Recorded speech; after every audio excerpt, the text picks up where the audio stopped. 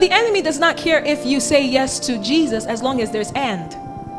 You see, there's a difference between being a fan of Jesus and a follower of Jesus.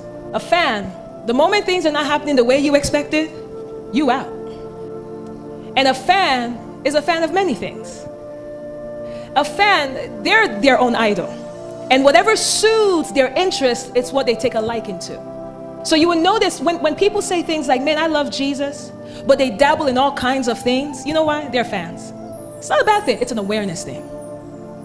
But the moment your fan, the person you're a fan of disappoints you or says something you don't like, there will be moments, Jesus is cold-blooded, there will be moments that Jesus will purposely say some hard truths to weed people out. People were following him, they were like, yeah, man, we're with Jesus. Then Jesus would say something, they're like, whoa, I'm not with that. They were fans. But God is touching your heart today to go from being a fan to a follower. Follower is one who says, Lord, I want to be your host. I don't want to do this life my way.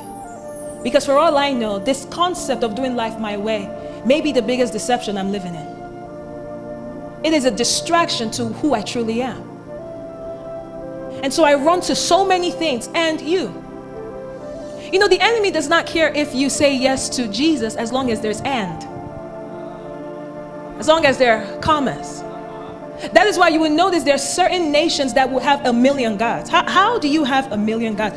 You cannot even pray to all of them throughout your life. You know why? Because Satan doesn't care. He doesn't care about, whether he doesn't want this exclusivity, because he realizes that as long as you are inclusive, he is the one reigning. Because to believe in Jesus is to believe that Jesus is the way, the truth, and the life. That he is the only way, not a way, the way. So the enemy does not care if you have Jesus, and he wants you to have this inclusive religious lifestyle, because whenever there is this inclusive spirituality, he is the one reigning.